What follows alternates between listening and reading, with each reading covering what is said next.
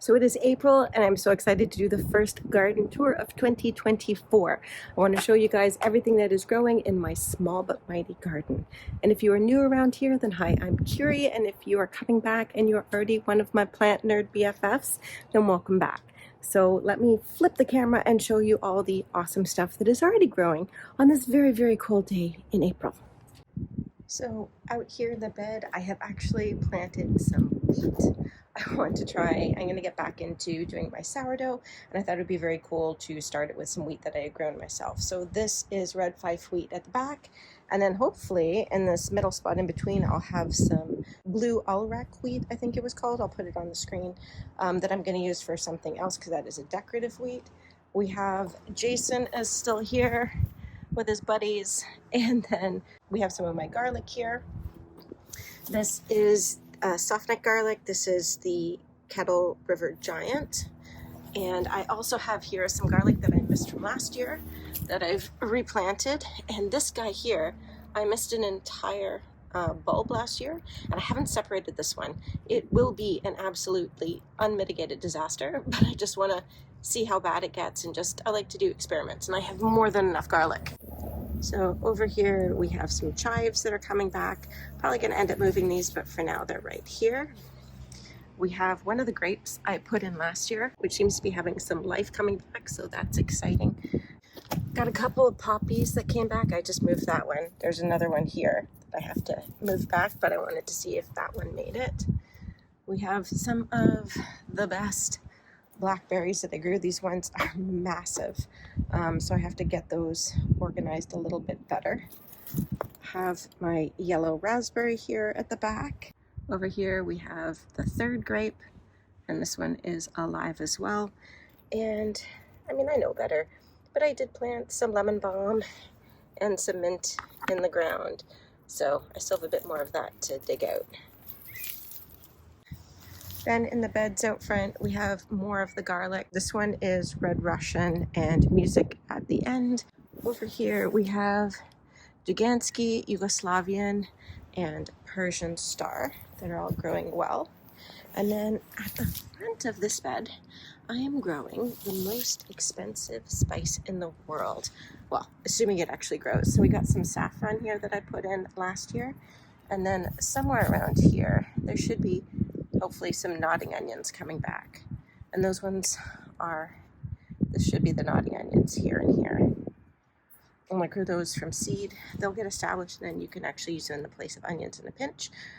That is the garlic situation up front, and the grass is suddenly taken off and really needs to be cut. Let's go down the side of the house.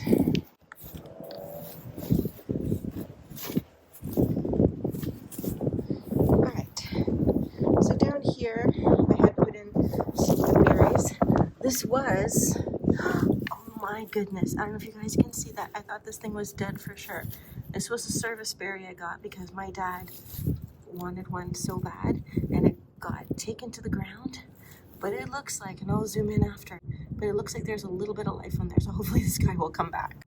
So this one is a black currant that is just covered in blooms. This here was a blackberry that obviously I kind of gave up digging it into the ground, and yet it survived. So I will have to rectify that this year.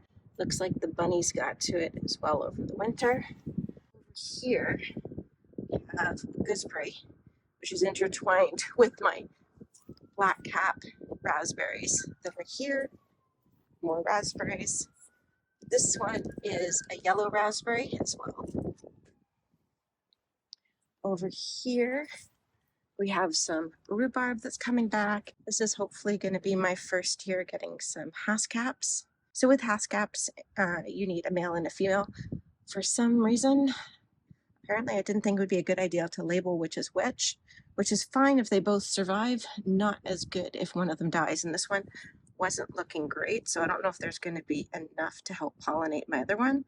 And I don't know which one this is, so that's my bad. They look like a really elongated blueberry, but they kind of apparently taste like a cross between a raspberry and a blueberry.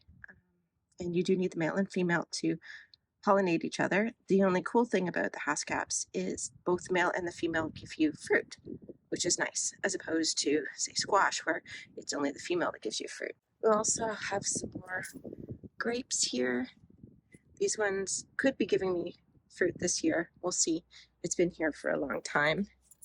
Here is my other haskap, which is so much bigger than the piddly little one over there. And it has a whole bunch of flowers on it. So we'll see what we get there. Over here in this corner, we have my comfrey that I'll be using to make some compost teas to feed the garden. And then this is my giant Pinot Noir grape.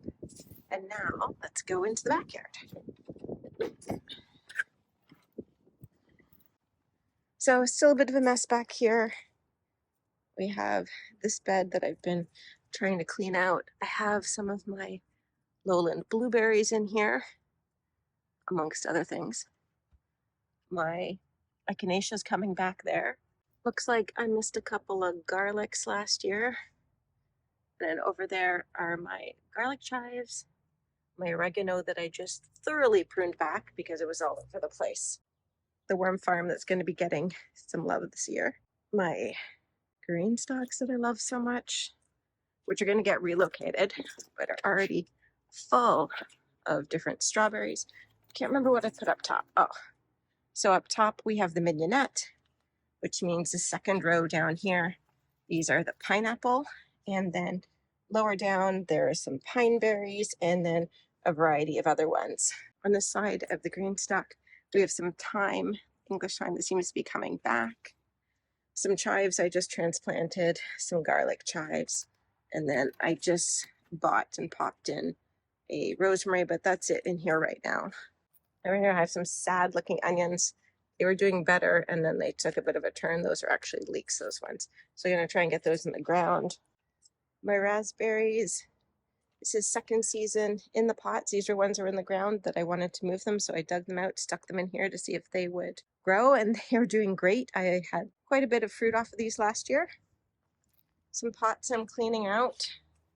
This one here was actually an artichoke that I tried to overwinter, but judging by the fact that there's a giant hole down the center, I am not holding up much hope that that will come back. Over in the back corner, this was an elderberry that was almost dead, and I just stuck it in there because I wanted to give it a chance, and thank God I did because it's coming back. We have some blackberries. These were actually the ones that were planted here originally. These are the ones that are in the front. They got transplanted to the front by accident because I was moving a blueberry and part of the root must have been in there. And honestly, they grow better out front than they've ever grown here. I have, this is a loganberry that I put in for the first time last year, so hoping to get more fruit. And the loganberry is a cross between a raspberry and a blackberry. This is the original gooseberry I had, and I'm actually going to be digging this one out. That was kind of the reason I got the one that is down the side of the house. I don't know if you guys can see it. Let me get it to focus here. I don't know if you guys can see those thorns, but those actually went through cut-proof gloves. So this thing is a demon. I only was growing it because my mom likes it. So the other one that I got down the side had bigger fruit on it and no thorns. So this guy is probably going to have to get rehomed.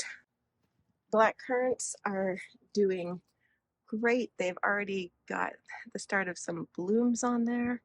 So those will be out soon, which will be perfect. And I'll tell you guys why in a second. This down here, I've just put in a white blackberry. So we'll see how that one does. And this one over here, very similar to the loganberry. This is a tayberry, which is also a cross between a raspberry and a blackberry, but considered separate, and I'm curious to see what the taste difference is. Along here, we have all of my honeysuckles coming back. I have a delphinium. It's still a bit of a mess. One hyacinth, and then up here is my new bee house because I am going to be adding mason bees and leafcutter bees to my garden. So I'm super excited about that. And there are going to be lots more videos on that, and I'll explain why I'm adding the bees and all that good jazz soon enough. I have this just kind of composting into that one right now. And then over here, we have some more blueberries that are coming back. A bunch of different blueberries. Over here, I have my kiwi. Been looking for signs of life, maybe a little bit down there on the stem, but this is my first year with it. Well, I planted it last year, so I don't know what it looks like normally when it's coming back. So This is a hardy kiwi. And this one is a self-pollinating variety. It's Jenny. So normally with kiwis you need a male and a female, but we'll see how this guy does. Hopefully it comes back. Now we'll go through the arbor and onto the other side of the garden. Not much going on here. I did put in some sugar snaps at the base of the trellis there. There's still lots of weeding and cleanup that needs to be done. Nothing's really popping through right now. That's okay. Cross over into one of the other beds. I got it kind of cleaned up after last year. This obviously is a whole bunch of dandelions in there. I have some yarrow that I'm probably going to transplant over onto the side garden. And there's some hyssop there. I'll leave that one, but just cut it back. So cleanup still needs to happen. In each of the corners of the bed, I have some of these alliums that come back every year just to bring in the pollinators. Funny enough, a big chunk of my walkway here is covered in pine berries. And if we keep going down to the end, we have my newest of my apple trees, which this one is coming to life. We have Macintosh on this one, Honeycrisp, and this is an espalier tree. We have Fuji, Braeburn, Granny Smith, and my favorite, Gala. Life on all the branches, so I'm super excited this guy made it through. And then I have my other apple tree. I'll show you guys that one in a second, which I pruned for the first time this year. I have the other elderberry. This one's in a giant bucket. And then this mess that needs to be cleaned up is all of my, it was strawberries and I put a couple of pine berries in here, but pine berries are hybrid and they have hybrid vigor and they kind of took over. So we'll see if we get much strawberries out of here. But there's also my asparagus that's starting to pop up. And then this side, I spent an hour cleaning this all out. I've put in some of the sad looking onions in here. These are the round trapeas, my husband's favorite. I have one elephant garlic that came back from last year that I thought they'd all rotted, but this guy must have been really deep and just took a long time. And then I'm so excited. Guys, I have added a plum tree. So this is the opal plum tree from Vessie's, and hopefully I will have many plums. This is another self-pollinating variety. And then we have another one of honeysuckles at the back. This one's a different color. This is an orange one. Next to it, not looking very live at all, this was another kiwi. This was the Isaiah, and this one was a different kind of kiwi.